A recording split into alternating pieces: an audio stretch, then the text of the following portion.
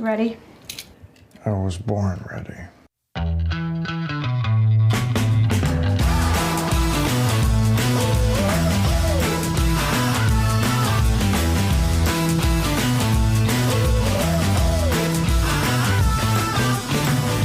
Welcome to Advisory Opinions. I'm Sarah Isger. That's David French. And David, for those who haven't been tuning in to the end of this podcast, we've had a few episodes about dating, and it appears that the AO comments section has become its own, Tinder eHarmony site. I just want to highlight one such post. Stable, interesting guy with a tiny freezer here, looking for someone petite who would enjoy this joke. LA Basin, not the Valley. Tiny freezer. I love it. It was well done. So yeah, if you've been tuning out for the end of the podcast, no problem. No problem. That is a good comment. Yeah. So today, David, we have what I think was one of maybe the most interesting Supreme Court argument that we're going to have this term that's not one of the hit cases. Yeah. So we're going to talk a lot about that because there's so much to break down. And if you're sort of just into criminal law, like Law and Order, and you're wondering where the state of the law is right now, this was a fun one. And then we'll talk a little bit about that concurrence from Judge Ho down in the Fifth Circuit, that pushing that Rahimi boulder up the hill, man. Yes. Oh, yeah. All right. But we'll start with the Supreme Court oral argument. The case is Mickelrath versus Georgia. And, disclosure, the oral advocate for Mickelrath is an attorney at Wiley Rhyme, which is where I summered. So I felt immediate, love just pouring out for Wiley Rhyme. Congrats to the team over there. And in fact, emailed the advocate afterward to ask him some follow-up questions on procedural stuff that we'll get to. He was very generous. I'm sure. Let me just say, he seemed quite sober in answering my questions. I would not have been. Night after an argument and you're getting questions from a podcast host. No, thank you. Yeah. No, but that's, it could be that you just want to, you're old. How old is he? Because there's a certain point at which you're not going to have a rager after a Supreme Court oral argument. He's that age. He's not raging. Okay. There you go. But David, you would be raging, right?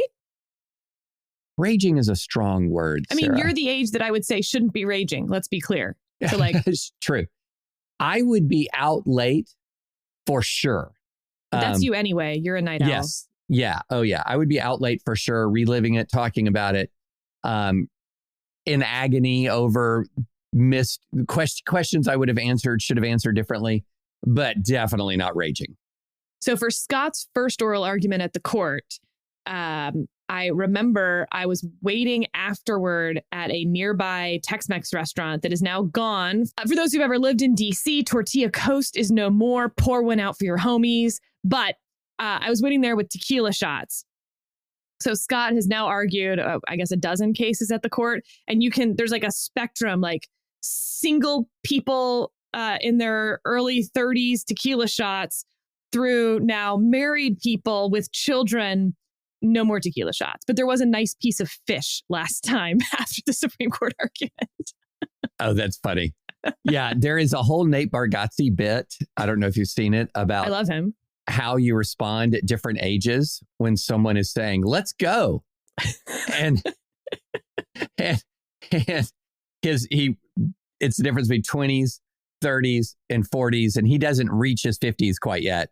But it's really very funny. And by the way, he's just hysterical. And if we have not have we talked about the Weights and Measures Saturday Night Live skit?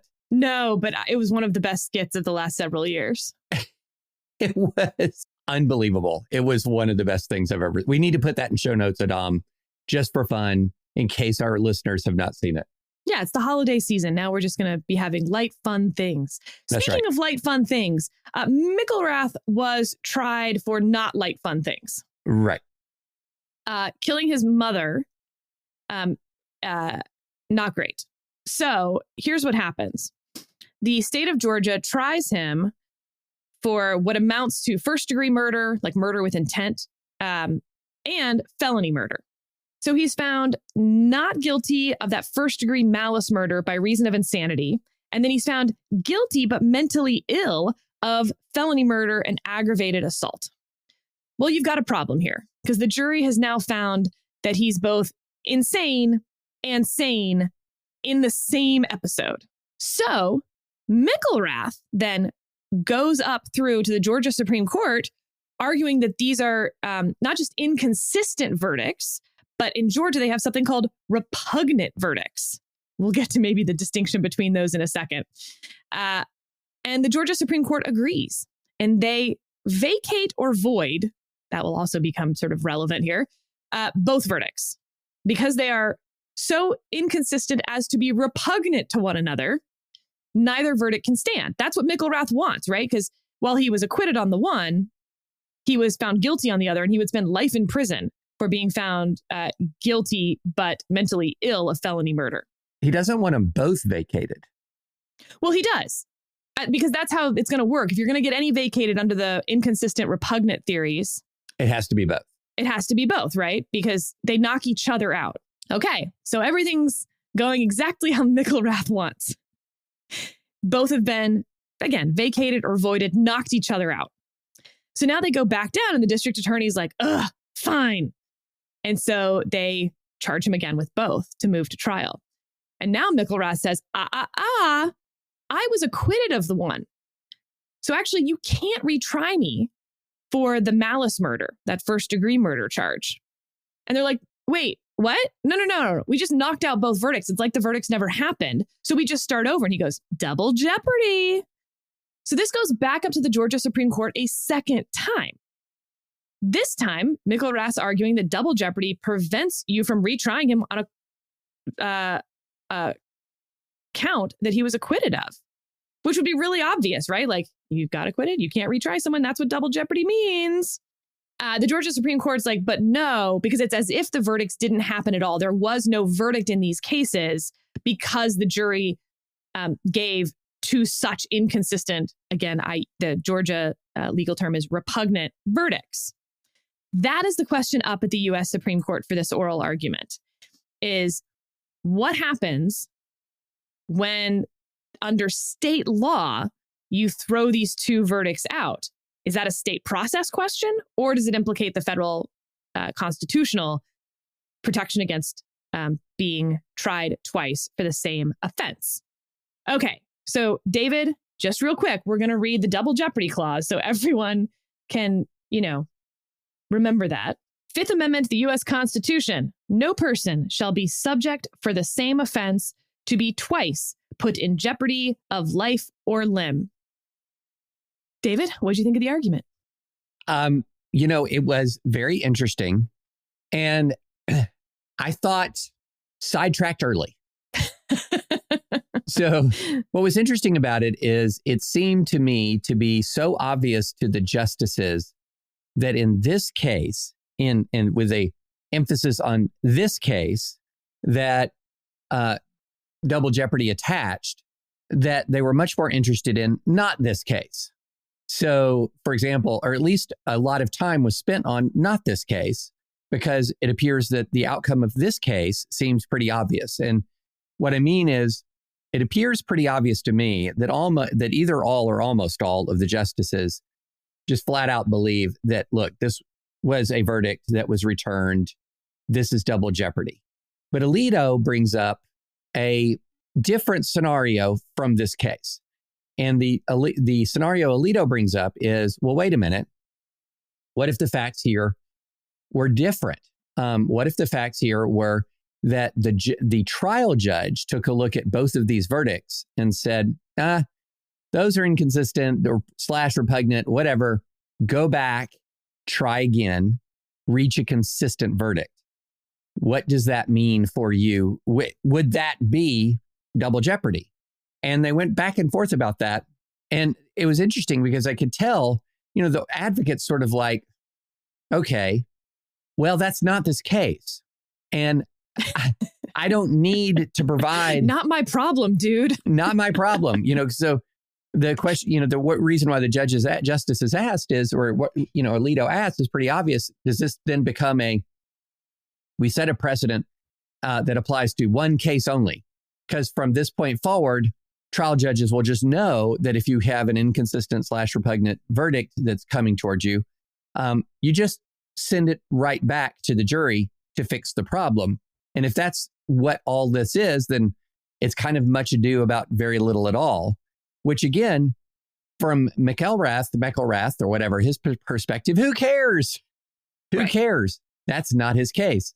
But, he did say, look, double jeopardy still attaches if the jury's returned a verdict. And so I thought that was an interesting discussion, and interesting on two levels. One was obvious the justices' minds are working toward, what is the next case we would hear beyond this case, which was interesting.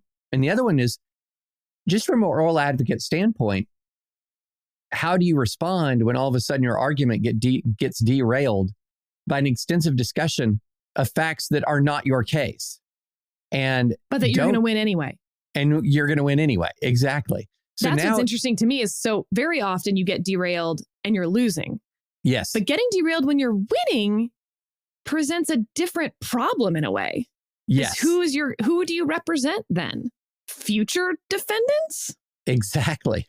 Are you no longer sort of a client, an attorney for your client, and now you're kind of a consultant for the justices? It sort of had that feel like, what do you, the justices are kind of having a discussion amongst themselves, and it's like, well, what do you think? You're here. You're here. You're as good as anyone. Yeah, exactly. You've looked at this stuff. What are your thoughts? The advocate, by the way, for McElrath is a former SDNY AUSA. So assistant U.S. attorney. So he has been on the other side, on the prosecution side of all of this many, many times. Has to be an interesting hat to wear for him on this. So you end up with more hypotheticals. Mm-hmm. So for instance, the Chief Justice raises one. Okay, well, what if the rule is that the jury foreperson has to sign the verdict in blue ink? And when they turn it back in, it's in black ink, but it says not guilty. And then the judge is like, no, go back and sign it in blue ink. But in the time that it takes for them to go find a blue pen, one juror has changed his mind and now they've got the mistrial. Is that double jeopardy? And look, some of these I think intuitively were quite easy for me. And again, I want to say intuitively here because that doesn't mean that's what the law is. And criminal law is often not just intuitive. But right, like if the rule says it has to be in blue ink under state law, I don't think that violates due process or anything. And so, yeah, you didn't have a verdict until you signed it in blue ink. And if something changed, well, then you didn't have a verdict before. Then same way, the reason that we poll a jury under some state laws.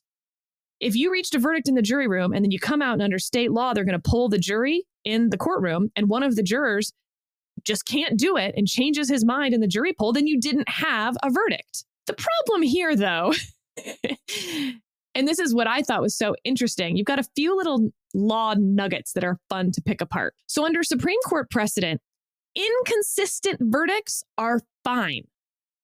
Inconsistent verdicts, and the case in question here is that you've got charges for possession of cocaine and conspiracy to possess cocaine.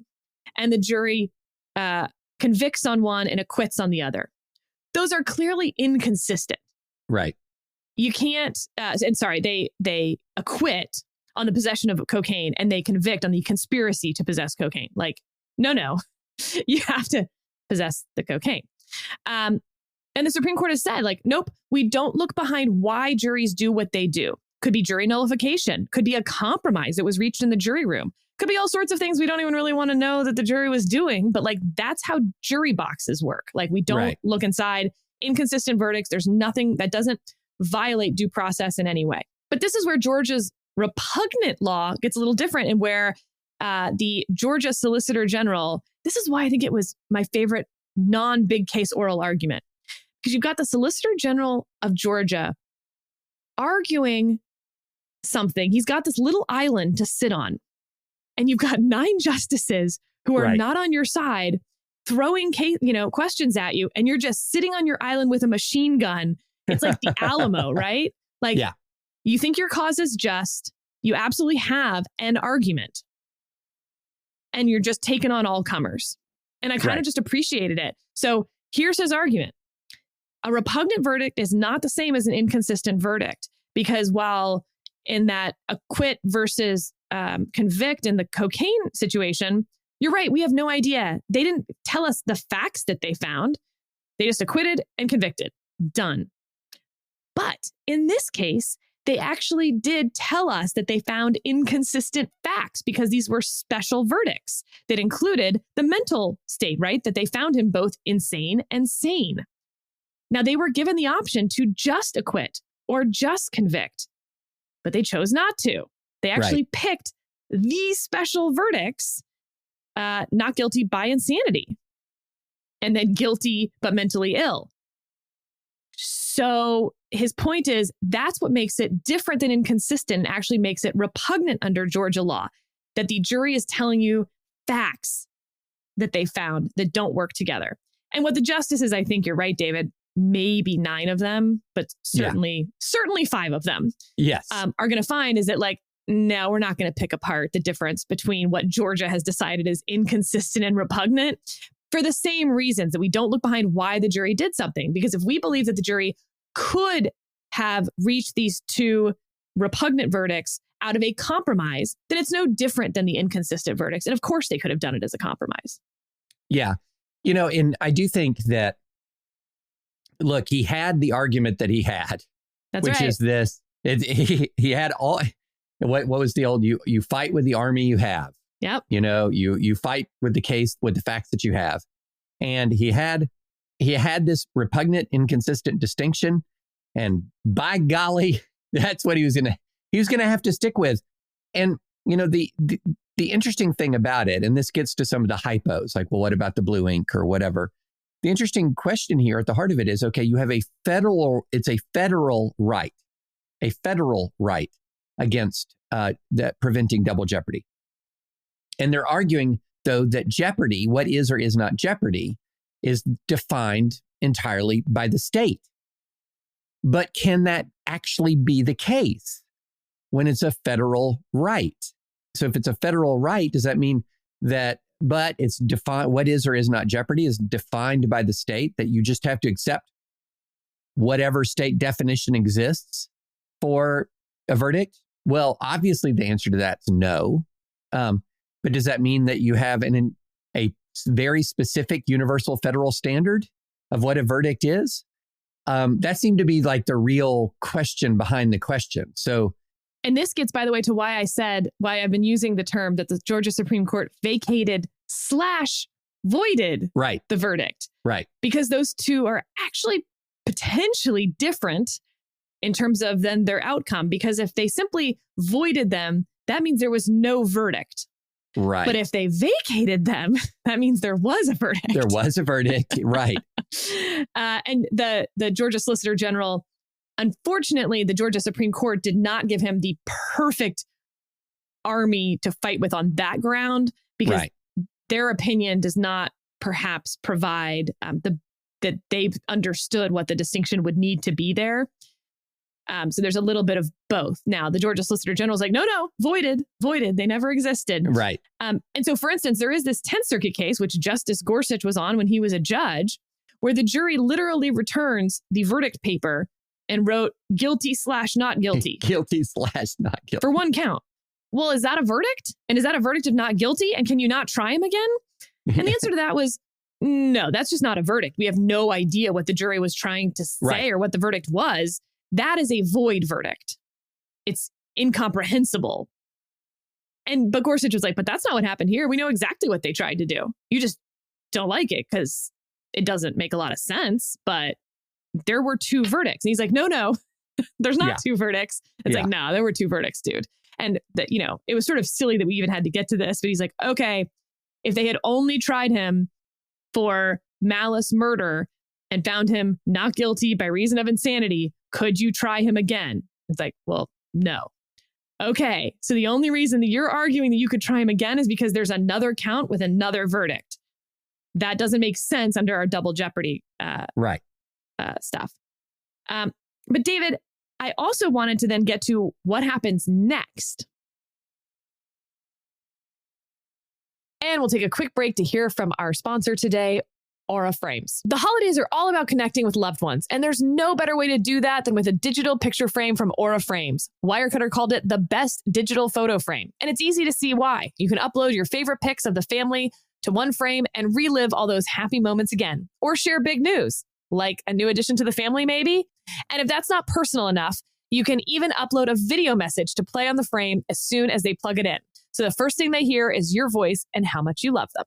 Yep, everyone in my life is getting an Aura frame this Christmas, including maybe the grandparents who already have them. I mean, we're just obsessed in my family. Give the best gift ever this holiday season. Visit auraframes.com today and get $30 off their best-selling frames with the code ADVISORY. These frames sell out quickly, though, so get yours before they're gone. That's auraframes.com with the promo code ADVISORY. Terms and conditions apply. So you've already pointed out that, like, this case, we sort of know what the outcome's going to be. And remember, the Supreme Court takes questions, not cases. So they're simply going to answer the question on that's presented by this double jeopardy bit, if you will. But what happens to the case? Because in theory, right, one could imagine that this had gone up on that first Georgia Supreme Court decision where they vacated or voided both of the verdicts. In which case, once that decision disappears, the verdicts are then reinstated, if you will. So if that were the Georgia Supreme Court case that was at issue here, they would not be able to retry him on the malice murder. That would be the double jeopardy acquittal. But they wouldn't need to retry him on the felony murder because he was found guilty of that. That's the one that Mickelrath wanted to get rid of in the first place. But that's not the case that is the vehicle for this. Remember?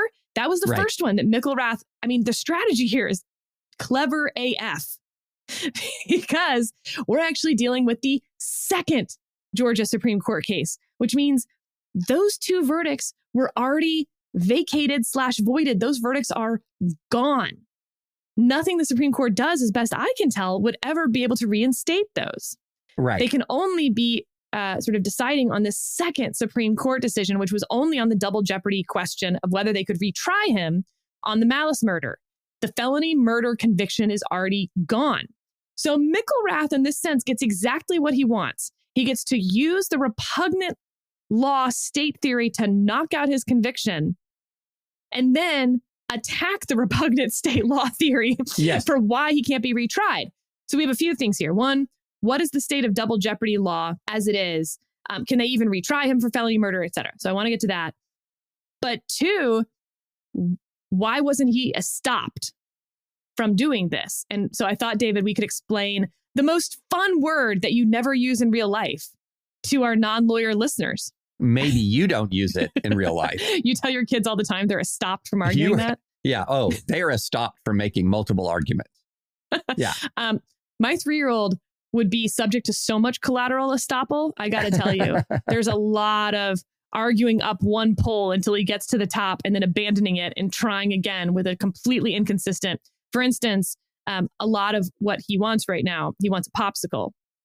And so he'll tell me that he's very, very hot. And the only thing that can cool him down is something cold. But he leaves it up to me, right? And so I'm like, how about string cheese? That's cold. Not cold enough. Right. Until I keep naming things and we get to popsicle. But then, of course, he'll be like, but I'm too hot. Sorry, I'm too cold and I need a cinnamon roll. And you're like, estoppel, man. Yeah. Like, inconsistent arguments. So estoppel, really, honestly, we could just lose the S. It really just means, but now I can't not say it. You're estopped from. It's like the verb of stop, basically. Yeah. You're estopped from arguing inconsistent things that you've already argued. But technically, that's not what Mickelrath's doing, right? Sure, he argues, he uses the repugnant law theory to knock out the verdicts. And he needs to knock out both in order to win, right? Like we talked about. But he's actually not arguing that the repugnant law theory is unconstitutional. He, in fact, would love for all of those verdicts to both get knocked out all the time. He would like to keep that in place. He's just arguing the double jeopardy prevents you from trying him again on one of the two. So I don't think he is stopped from arguing this. Well, the big question that I had is, okay, so you have this, quote, repugnant verdict. So both of them are void. He comes to the Supreme Court and he successfully argues that you can't try me for malice murder again because of double jeopardy. So then Georgia's like, bad guy needs to stay in jail. Bad guy needs to stay in jail. So what do we have? We have a felony murder conviction that was vacated or voided. We will go back and try him on that one. But isn't there an argument just laying out there that is, you can't try him on this? The jury has already found he had a mental defect. There's already been a finding of fact in this case, in the case against him, that he was insane at the time of the murder. So that's right. We get to a second estoppel problem. Exactly. So at that point, can the state argue, no, that previous jury verdict, which is the Supreme Court has said is good and effective and stops them from trying him on malice murder, it's effective enough to avoid a retrial on it, but it's not effective enough to have any implication for the new trial on felony murder. Boy, this is interesting. Okay, so I'm putting on my prosecution hat, and here's what they're going to argue, and I think they're going to win. Okay. Which is, again, we don't look behind what the jury decided and why. The jury could have decided that it was only in terms of the intent that he was insane, an element that is not present in the felony murder elements. And as long as you can show that there is some version in which that verdict could have applied to an element that is not at issue in the felony murder, then I don't think you're stopped from moving forward on that. But you are 100% right that there's going to be a motion on that. Yeah, it feels like, and tell me if you think I'm wrong on this, Sarah, but it feels like what happened is we have a guy who is getting lawyered out of jail. Absolutely. So, because on the one hand, the reality, inconsistent verdicts and things like that happen all of the time. And, on the one hand, it would be entirely normal for him to stay in jail for felony murder, even though he was acquitted. Correct. But this lawyer took advantage of this repugnancy doctrine yes. to get it all avoided. I mean, this was a long game here, right? These were several chess moves, and they had to get every single one right in order to get their dude out of jail. Now, in the end, I think he's going to end up in jail. But this is a heck of a gambit. Oh, it's incredible. And so far, so good. It reminds me a lot of, these offensive coordinators who script out their first 15 plays. And maybe the first play is this weird lateral thing or whatever. And the coach says, what are you thinking? Is it just hang with me? You'll understand by play number 10.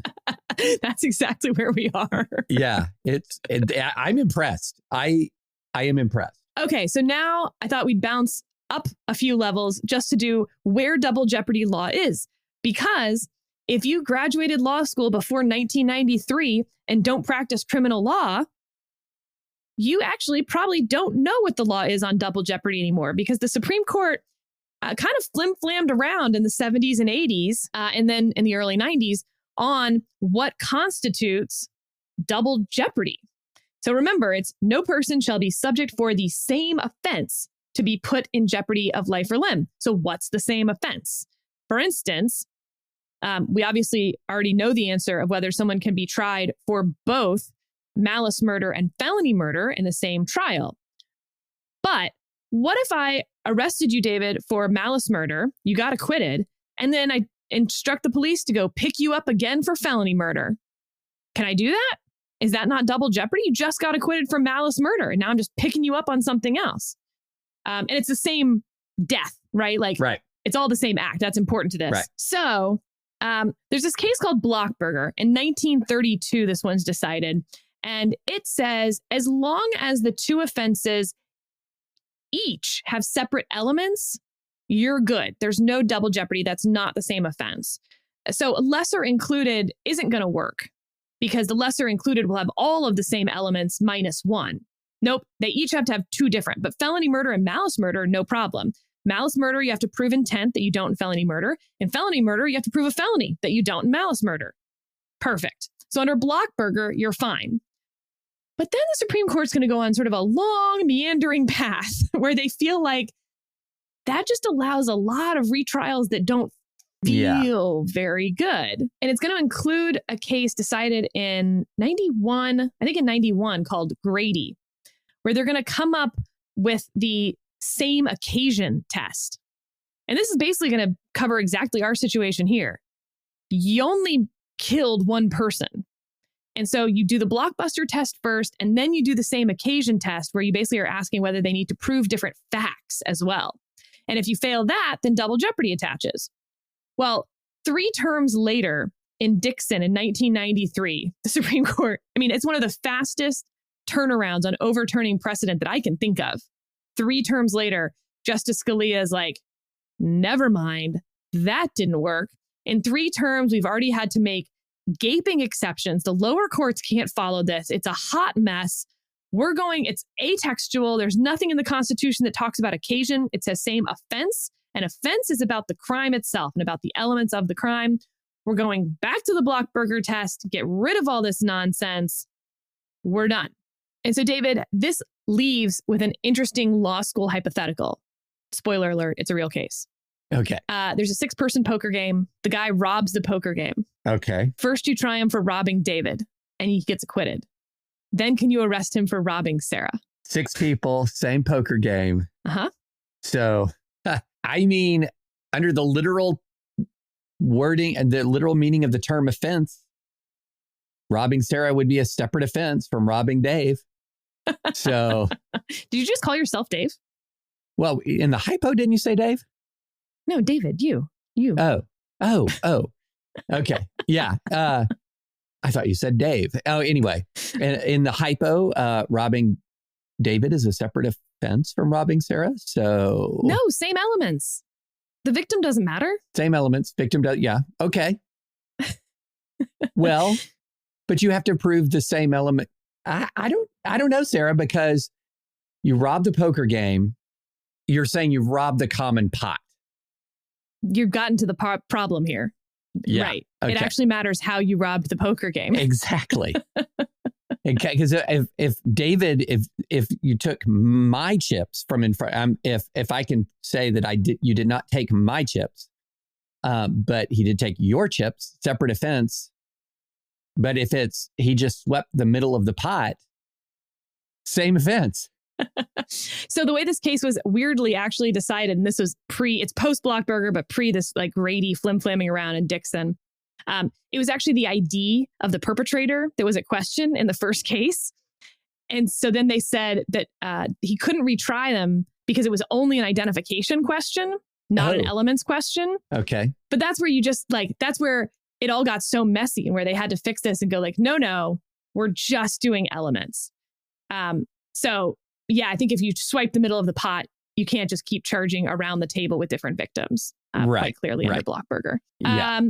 But I find that intuitively, most people believe that if you're charged with both malice murder and felony murder, you get acquitted on one and convicted on the other, but there's, or the jury hangs on the other one. Of course, the prosecution should be able to retry you for felony murder. There just wasn't a verdict in that one, so we get to try again. But that same intuition is that if you get picked up for malice murder, acquitted, then the police shouldn't be able to arrest you the next day for felony murder, and we start the whole process over again. When in fact, legally, there's no distinction between those two.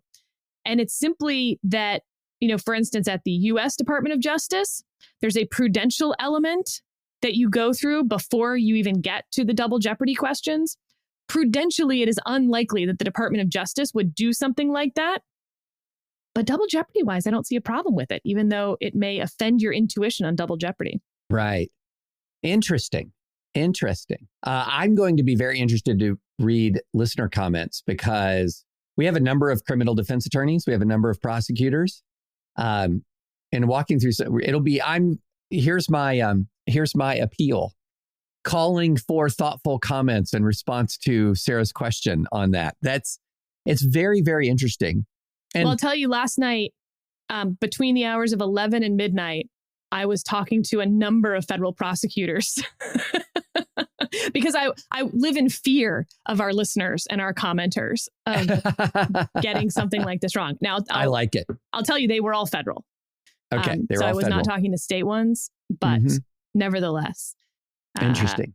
Yeah. A good time had by all. And, you know, when you go to law school, I think what you picture your post-law school life to be like is not usually what it's like. But in this case, to get an emergency text message from your old law school classmate saying emergency double jeopardy question is exactly what pre-law school you thinks is going to happen after law school. Yeah, I would say fair enough. 20 years later, it's 11:30 p.m. You talk to this person once a year and they're like, emergency. Oh, yeah. Oh, I do stuff like that all the time. Texting my smartest lawyer friends completely out of the blue. Gut check on this question. Does this seem right? Yeah. Oh, absolutely. Okay. So that was, I thought, a very fun oral argument. I think what happens next will be even more interesting. And so also for listeners, if anyone's down in Georgia, keep an eye on this for us. Keep us updated on how this goes for McIlrath when it goes back down. He gets retried for felony murder. He's going to argue that they're stopped because of the jury's previous finding on his mental state. I think he's going to lose that. We'll see. We'll see. Yeah. Yeah. But the more we talk through this case, the more I feel like we are just watching an impressive lawyering enterprise. Totally. Here. And maybe we're missing what the next play really is. Oh, yeah, exactly. We're only on like play 11 of the 15 play drive right now. So the other thing that I find interesting about this case for listeners is, you know, we've talked about, particularly in the conservative legal world, one of the, you're applying originalism correctly or whatever is when it comes out in a way that is against your personal policy preferences. And one of the biggest areas of that has been criminal law. Justice Scalia always used that as an example. He's like, I want all the bad people to stay in jail, but I am compelled by the Constitution and by a strict reading of that history to let all sorts of bad people out of jail because their Fourth or Fifth Amendment rights were violated. Gorsuch definitely taking up that mantle. And you saw that in the oral argument. Really good examples of it if you're looking for something like that. And again, I just highly recommend the Georgia Solicitor General's argument of how to lose with valor at the Supreme Court. Yes. Courageous Loss, Georgia Solicitor General. Davy Crockett at the Alamo level. But if you're a listener, I think this is a good intuition check.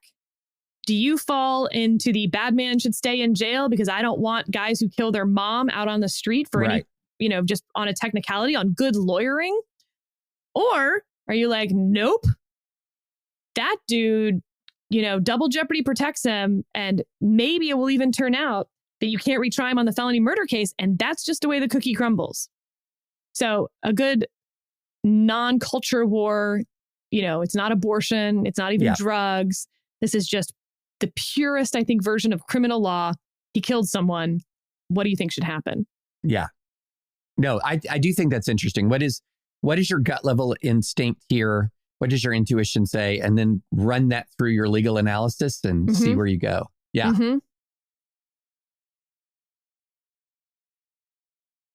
All right, David, should we get to the Judge Ho concurrence in the Fifth Circuit? I'm so ready. You want to set us up? Yeah. So Sarah, this case is real. This is really interesting to me. I'm so glad we're making some time to talk about this. And this is involving Fifth Circuit. We talk about the Fifth Circuit probably more than the Ninth Circuit now, I would say. Not probably, definitely. Yeah, definitely. Us? Yeah. Yeah. Oh, yeah. Yeah, definitely. What am I even saying? We talk about it more than the Ninth Circuit. So this is Fifth Circuit. We got Fifth Circuit on the brain again. And so here you have a case, and I'll just, read the opening paragraph. Defendant Jeffrey Kersey appeals the district court order in revoking his supervised release and sentencing him to 6 months of incarceration. A defendant has a qualified right to confrontation in a revocation proceeding. Because Kersey's qualified right to confront and cross-examine adverse witnesses was denied without good cause, we vacate the district court's order, revoking his supervised release and remand for a new hearing. Okay. Why did I read that? That's what this case is about. This case is about whether or not you had a right to confront witnesses at a revocation proceeding, revoking a revocation proceeding determining whether or not your supervised release should be revoked. And so, okay, interesting case. What kind of right of confrontation do you have in circumstances like this? And then we scroll down. It's a very short opinion. Get down to page 8, and we get to Judge Ho concurring. Okay, so it's concurring in the outcome that on balance, the district court failed to make a showing of good cause. Kersey's interest in confronting the adverse witnesses outweighs the government's interest in denying the opportunity. Thus, the district court erred in denying Kersey his due process right to confront and cross-examine adverse witnesses. Okay, that's what the case is about. Simple, short, 7 pages, whatever. Texas, you better have a good reason for denying someone the ability to cross-examine, to confront witnesses. Simple. Then we get to Judge Ho concurring. Violent criminals should be prosecuted, convicted, disarmed, and incarcerated. But we don't presume that citizens are dangerous criminals. We presume they're innocent. And to overcome that presumption, we require more than just notice and hearing. We afford the accused with the assistance of counsel and a meaningful opportunity to present evidence and confront adverse witnesses. We impose a robust burden of proof on the government. And when in doubt, we err on the side of liberty. These principles inform our decision today. I accordingly concur. Okay. Got it. And then he says, the decision today reminds me of our decision in Rahimi. I'm like, wait, what? When you sent this to me, Sarah, I was like, okay, casually scrolling down to page 8. I just said, go to page 8. Yep. What's interesting here? And it was one of those record scratch noises in my brain. What does Rahimi have to do with any of this? So Rahimi, listeners, for those who may not have these case names at the tip of your tongue, Rahimi was the case that the Supreme Court just heard involving whether someone who was under an agreed civil protection order for domestic violence, an agreed order, could be prosecuted for continuing to possess a firearm in violation of federal law. Listeners will know that Supreme Court just heard the oral argument in that case. And let's just say it does not look good for the Fifth Circuit's position in the case. The Supreme Court seemed extremely skeptical of the Fifth Circuit's position that this agreed civil protective order could not, in fact, be the basis of a prosecution for unlawful gun possession.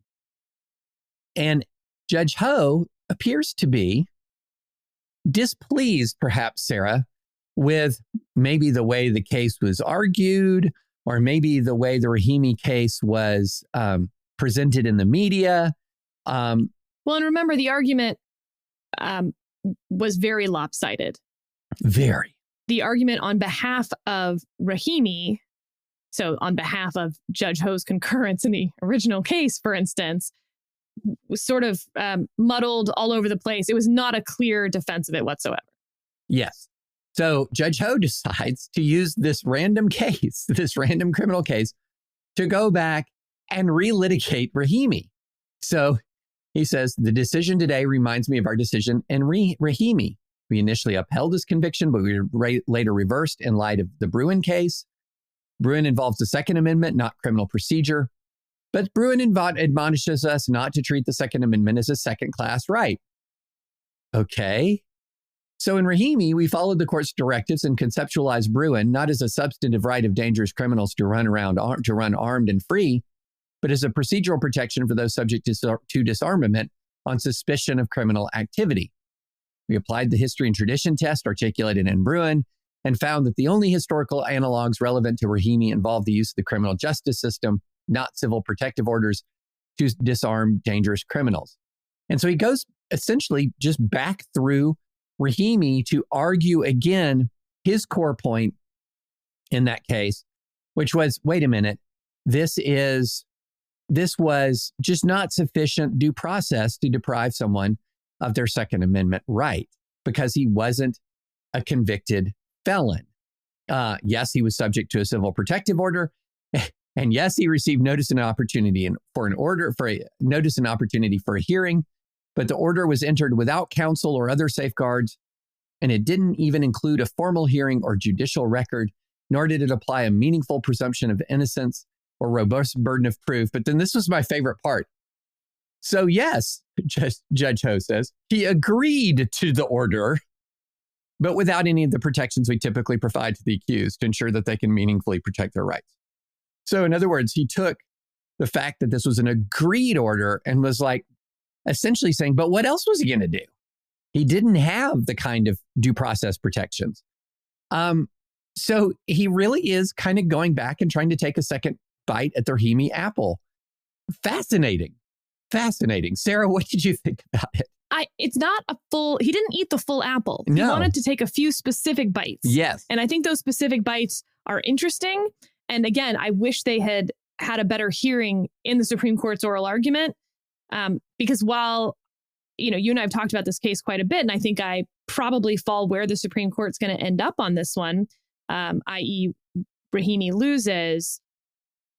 Nevertheless, our system is best when it's adversarial, which, by the way, is going to be Judge Ho's point here. Mm-hmm. And it did not feel like a very well fleshed out adversarial process at the Supreme Court. And I think we all lost out because of that. And so I'm actually happy to read Judge Ho's concurrence here for that reason, because I think fleshing this out more is helpful. So a couple points he wants to make. One, the Supreme Court has repeatedly granted relief to dangerous criminals out of concern about the procedures used to determine their dangerousness. This is the most obvious thing in the world, right? It gets to our previous conversation. Right. We let murderers out all the time. The whole concept of our judicial system is that we would rather see 9 guilty men go free than 1 innocent man behind bars. That's why we have these procedural safeguards. But it is fun to see Judge Ho list out some of these cases. CEG, Ramos, murder. Davis, violent felonies. Johnson, armed career criminals. Crawford, assault and attempted murder. Maryland, sexual abuse of a child. Sorry, Maryland v. Craig. Miranda, kidnapping and rape. Gideon v. Wainwright, burglary. In none of these cases did the Supreme Court decline to uphold constitutional safeguards just because the defendant was credibly accused of a dangerous crime. If government must turn square corners when it comes to the removal of illegal aliens, Ms. Chavez v. Garland, surely it must do the same when it comes to the basic rights of our own citizens. The second point he makes, which I think is going to be less well received, but I think it will be misunderstood, I guess, right, is my better point here. He says this case further parallels Rahimi in another way. In granting relief to Kersey, the guy who's actually at issue in this case, our court acknowledges the unfortunate fact that people sometimes allege domestic violence, but then later recant. When I read that, I was concerned I was going to see a bunch of headlines that Judge Ho just called, domestic violence victims liars. That's not his point. Keep reading. In the Kersey case, Marsteller's recantation affidavit, if truthful, exonerates him of the alleged crimes. But the district court observed that women in abusive relationships will change their minds out of fear or economic reasons. As in, you don't know which time they're lying. Was it when they accused him of domestic violence or when they recanted that he committed domestic violence? And so Judge Ho's actual point here is, when faced with competing visions of the truth, judges must have some mechanism by which to determine which version of events to credit. The procedures must be sufficiently reliable to comply with the Constitution and inspire confidence in the results. I mean, this gets to the adversarial process, right? Yeah. If you don't have that, what are we doing here? That's what our whole system is based on.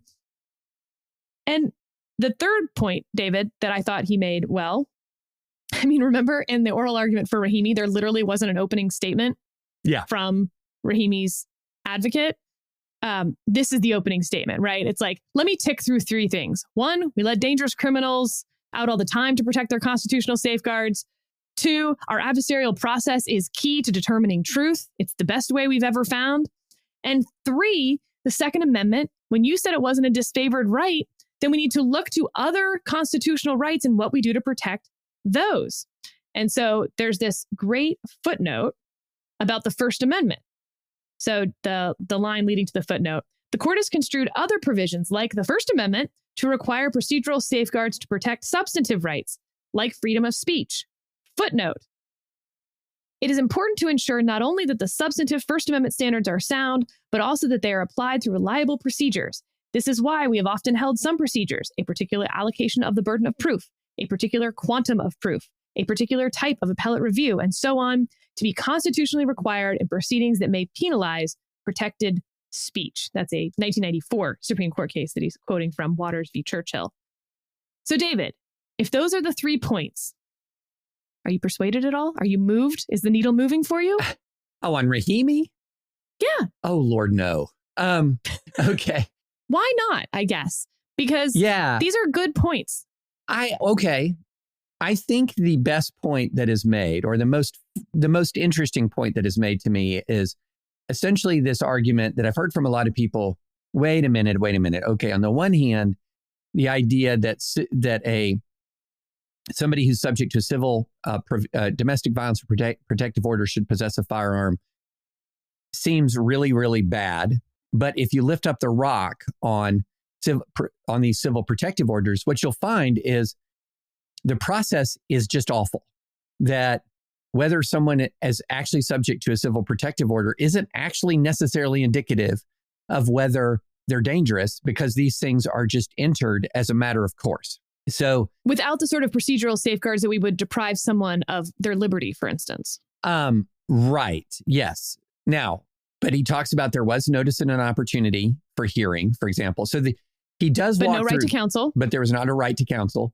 But right to counsel is not, if you're going to look more broadly at constitutional deprivations, it's not in fact the case that you always have a right to counsel in connection with a process that is due. And when the key word being right to counsel, in other words, having counsel appointed for you, for example. Yes, when your liberty is at stake, i.e. when we're going to put you in jail and things that are in that orbit, let's say. Yeah. That's where like your Gideon right to counsel attaches. But for instance, you can absolutely be deprived of your First Amendment rights without a right to counsel. Exactly. Yeah, exactly. So it is not the case that you have a right to counsel if there's any deprivation of liberty. And again, David, you made this point, but now I'm realizing why you made this point. You absolutely have a right to have a lawyer that you pay for. As in, they can't tell you can't have a lawyer in the room. Right. It's just that you are not provided. Someone else will not pay for that lawyer. Right. Taxpayers will not pay for that lawyer. Right.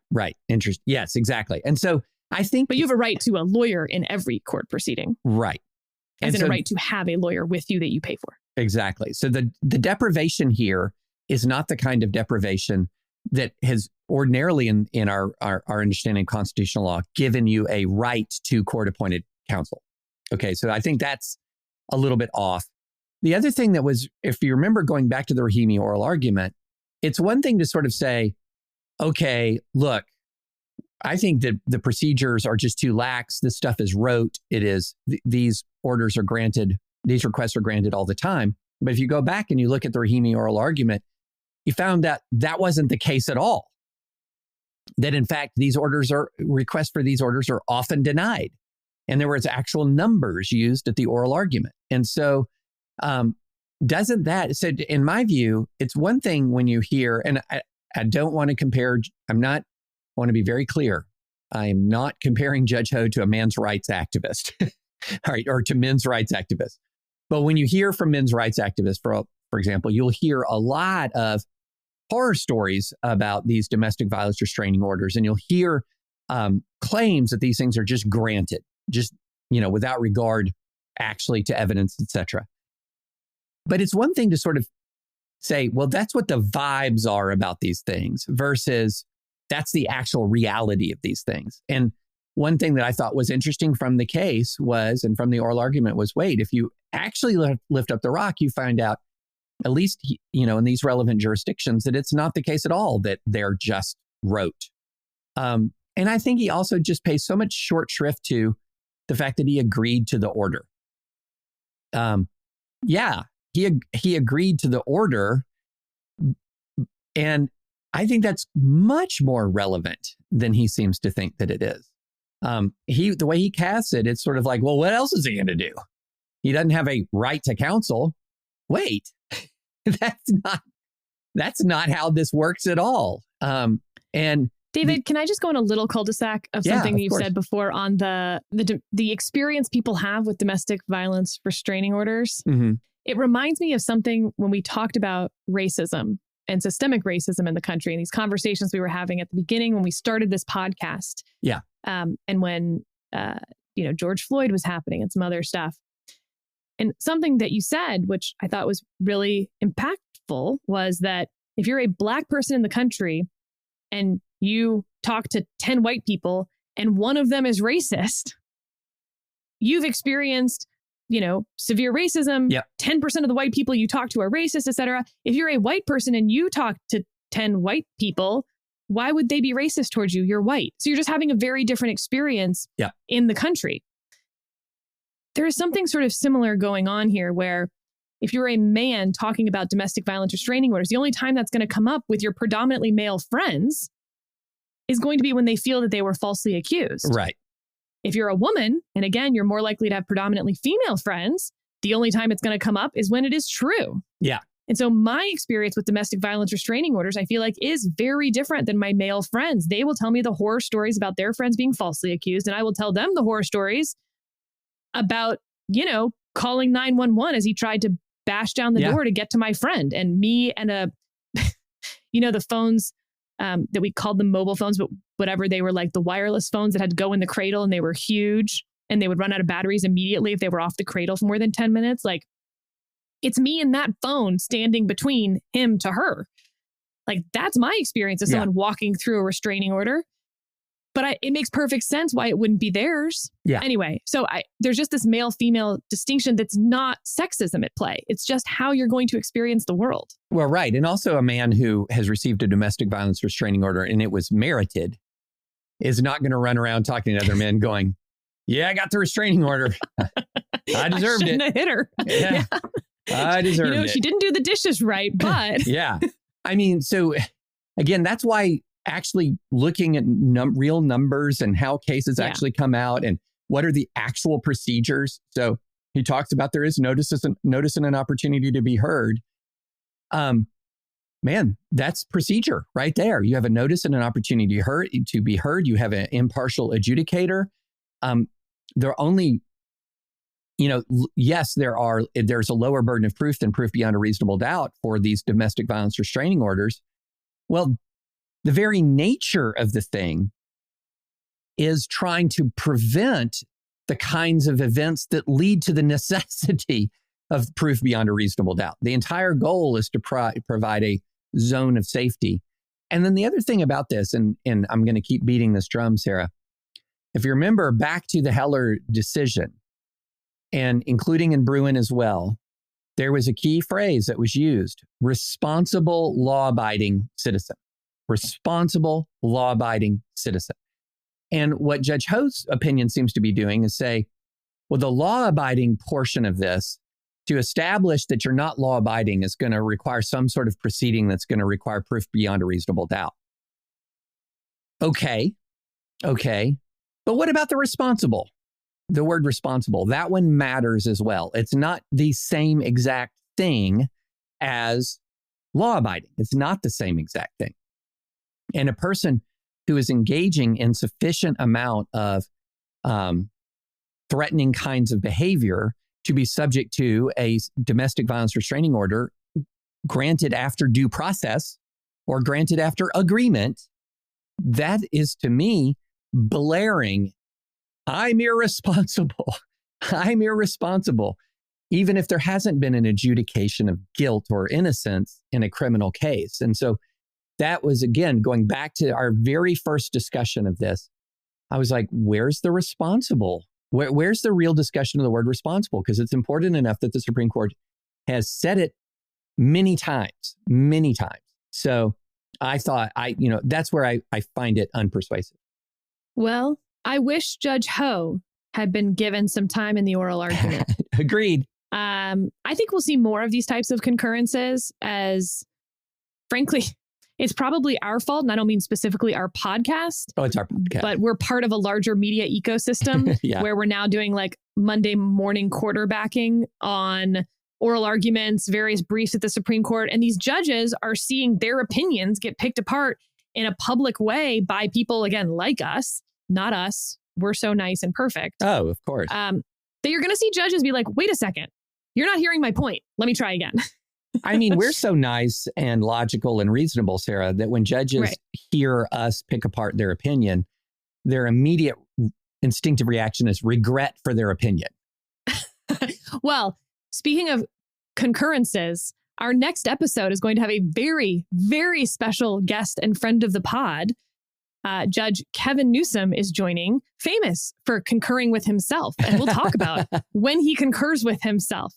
I assume sometimes, at least in his own home, he dissents with himself. Who knows? Yeah. So we'll talk about that. We'll talk about writing. He also teaches this incredible class where, David, one of the main topics that he talks about is, drumroll, standing.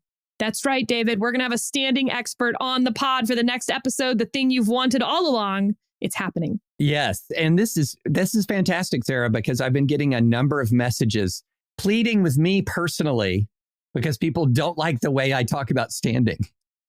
Well, good. We're going to have a real person talking about standing, Article 3 and all that jazz, along with many other topics that I think are going to be super fun. That'll be the next episode. And David, I want to end with one more note from the comments section of why I love our listeners, but this was incredible. So this listener was flying home to DC and seated next to someone on the Jarkissi team. That's the SEC v. Jarkissi, the right to a jury trial. This is going to affect all sorts of administrative legal proceedings. We will certainly be talking about that argument, the bankruptcy argument, and that 16th Amendment argument next week. So he was seated next to someone on the Jarkissi team for the oral argument. He notes, I was in coach. He must have been flying standby or something. First of all, depends which side. If they were on the SEC side, then yes, flying in coach. As in, the government doesn't get to fly anything else. But if they were on the Jarkissi side, I am surprised to hear they were in coach. Regardless, he says, when I mentioned something about non-delegation, he asked if I'd gone to law school before becoming an engineer. I felt like I was in a Holiday Inn Express commercial because I just said, I listened to a lot of advisory opinions, to which he said, yes. I love it. Yes. No, I'm not a lawyer, but I do listen to a lot of advisory opinions. I love Perfect. Perfect, AO fans. I love it. I don't know. I mean, I think I know, but it is incredible to me what percentage of our listeners are engineers. Obviously, we have a high number of lawyers who listen and judges and law clerks and all of that. We love having you. But I love our engineer listeners. Yeah. Well, it's that very logical STEM mind that actually plays well with the law. And there should be... One of my co-clerks had been a computer engineer for 10 years at Microsoft before he went to law school and then clerked with me for Judge Jones. And we used to joke that he was a robot, but he also might be a robot. Mind you, he's married with a couple kids, so I don't know. But very, very logical. Well, my oldest daughter, who's about to who's been admitted to U Chicago and is deferring for now, math major. Our family tutor for the LSAT, who tutored me and tutored Camille and tutored Austin and tutored my son-in-law and tutored my nephew, is my dad. And I was like, wait a second, what? Yeah, he's a math PhD who wrote a logic textbook, and that's how he tutored us for the LSAT. Is he literally taught us his logic textbook, and that was the foundation going all the way back to 1990 when I took it the first time to, when my kids took it. That I said the building block of the LSAT is logic. Absolutely. The first thing you need to do is take a logic course if you haven't taken one. Tutor yourself about that logic. Can I tell you, though, that's the building block of the substance of the LSAT. Can I tell you what the real building block of the LSAT is, though? Oh. This is my LSAT tip for all listeners, which, again, I don't think you should go to law school. But if you're going to ignore me on that advice, at least hear me on this advice. The actual building block of the LSAT, substantively, it's logic, sure. It's pattern recognition. You know about the Japanese chicken sexers, David? Oh, right. Yes. So Japanese chicken sexers are handed chicks, and they can tell you whether that chick is male or female, even though nobody can tell you, including the chicken sexers, how they know whether the chick is male or female. You just start recognizing a pattern that is not describable. And we've seen this in other parts of human brains. We can detect patterns that we could not verbalize.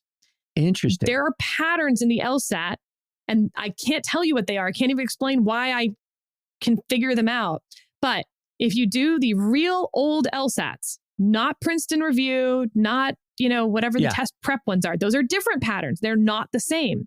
But the actual LSAT has patterns to it, and you will start to subconsciously pick up those patterns. So you just got to do a lot of the old tests and get that pattern recognition in your brain. And especially if you're an engineer or a math major, I think it's going to come pretty quickly to you what those patterns are. Again, and I can't describe them. That's a very good point. No, I think that's exactly right. Which is one of the interesting reasons why I have seen people have more success in improving their LSAT score than I've seen people have in improving like their SAT score. Absolutely. Yeah, I have seen massive improvement in LSAT scores. Camille did LSAT tutoring, and some of the improvements that she could tell you about are pretty gobsmacking. And I think pattern recognition is a part of that. Are you allowed to tell everyone Camille's score? Because I'm so proud of her. I don't know if I want to embarrass her now that she's fine. got... It was really good. What was your score? Well, I was back in the old scale, 46. Oh, I have no idea what that means. It was out of 48. So did your daughter beat you? It sounds like yes. If you got 46 out of 48, then she beat you. That is a subject of dispute. That is a subject. I will just say that is a subject of dispute. It is enough apples and oranges that we both have ammunition. Interesting. Yeah. Interesting. Yeah. There's enough apples and oranges. But yeah, she did very well. Yeah. So she did very well. I don't want to embarrass her publicly because there are future classmates of hers that are listening. That's a good point. That's not fair. Yeah. Well, regardless, she got into University of Chicago. So I think we know she did very well. Yeah. But I think she beat you. And that's what's important. And what's also important, I'll note, is that also on that different scale, but I beat my dad. So. Oh, good. Okay. So, That's you important. two can argue about why the scale, like the test was harder, the scale's harder, blah, blah, how many questions you missed versus I think I did miss more questions, but it doesn't matter because other people missed more. So it's a bell curve. And that's the reason why you get the different ammunition because they do a percentile weighting based on each test group. Yep. So the real question is your percentile. Yep. And now they narrow that down more precisely than they used to. So we'll never know, Sarah. We'll never know. All right, listeners. Again, next episode is going to be an extra treat with Judge Newsom. Get excited. And we've got other judges, David, in the pipeline that are going to be fun. They've got papers coming out, books coming out. All of a sudden, like we're going to have good lineups. We should just here. Ask Judge Ho to come on and say, Judge, you have an hour to relitigate Rahimi.